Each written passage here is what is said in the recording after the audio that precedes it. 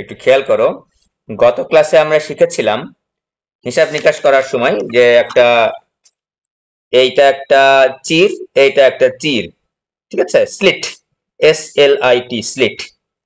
এই দুইটা স্লিটের মধ্য দিয়ে আলো যে মনে করো এই পি বিন্দুতে মিলিত হয়েছিল, তো পি বিন্দুতে মিলিত হলে পি বিন্দুটার দূরত্ব আমরা হিসাব করেছিলাম। এই এটাকে আমরা যদি বলি যে দূরত্ব কোথা থেকে হিসাব করতে হয়, কেন্দ্রীয় উজ্জ্বল থেকে।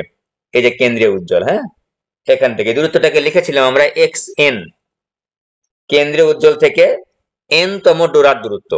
সেই ডোরাটা উজ্জ্বলও হতে পারে, সেই ডোরাটা অন্ধকারও হতে পারে, ঠিক আছে। সেই দূরত্বটা আমি যখন অন্ধকার ডোরার শর্ত ফেলবো, বসাবো, তখন আমি অন্ধকার ডোরার দূরত্ব পাবো, আর যখন আমরা উজ্জ্বল ডোরার শর্ত বসাবো তখন আমরা উজ্জ্বল ডোরার দূরত্ব পাবো, ঠিক আছে, n তম বিন্দুতে।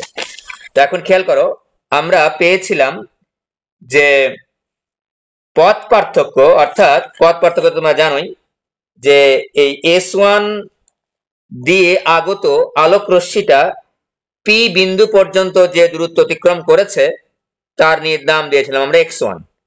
আর এই দিক দিয়ে প্রবেশকৃত আলোটা এই স্লিট দিয়ে, 2 নম্বর স্লিট মনে ধরতে পারো, এই স্লিটটা দূরত্ব অতিক্রম করেছিল আমার x2। এই দুইটা দূরত্বের যে পার্থক্য, এটাকেই বলতেছি আমরা পথ পার্থক্য।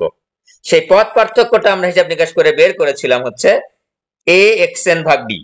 এটা জেনারেল প্রেজেন্টেশন, যে পথ পার্থক্য ইজিক্যাল টু AXN/D। এটা মুখস্থ করতে হবে, বলে দিয়েছিলাম লাল কালিতে গোল চিহ্ন দিয়ে, গত ক্লাসে বলে দিয়েছিলাম যে পথ পার্থক্য হচ্ছে AXN/D, ঠিক আছে।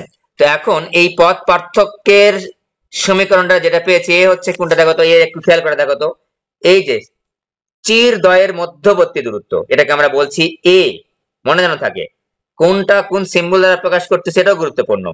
স্লিট বা চির দ্বয়ের মধ্যবর্তী দূরত্ব হচ্ছে এ, এবং চির থেকে পর্দার দূরত্ব হচ্ছে ডি, ঠিক আছে। আর তরঙ্গ দৈর্ঘ্যের নাম হচ্ছে ল্যামডা। যে তরঙ্গ দৈর্ঘ্যের আলো ব্যবহার করা হচ্ছে সেই তরঙ্গ দৈর্ঘ্যের নাম হচ্ছে ল্যামডা। তাহলে আমরা পেয়েছি AXN/D। এক্সএনটা কি? এক্সএনটা হচ্ছে, আবারও বলছি, কেন্দ্রীয় উজ্জ্বল থেকে যে বিন্দুতে আমার ওই মিলিত হয়েছে, কি বলে এটা, তরঙ্গদয়, আলোক তরঙ্গদয়, সেই বিন্দুর দূরত্ব যে কোনো দূরত্ব হতে পারে কেন্দ্রীয় উজ্জ্বল থেকে, ঠিক আছে। ও, তাহলে AXN/D সময় নিয়ে বলতেছে এই কারণে যেন মুখস্থ হয়ে যায়। এই AXN/D এটা কিন্তু পথ পার্থক্য জেনারেল প্রেজেন্টেশন। এই পথ পার্থক্যটা যদি এখন তুমি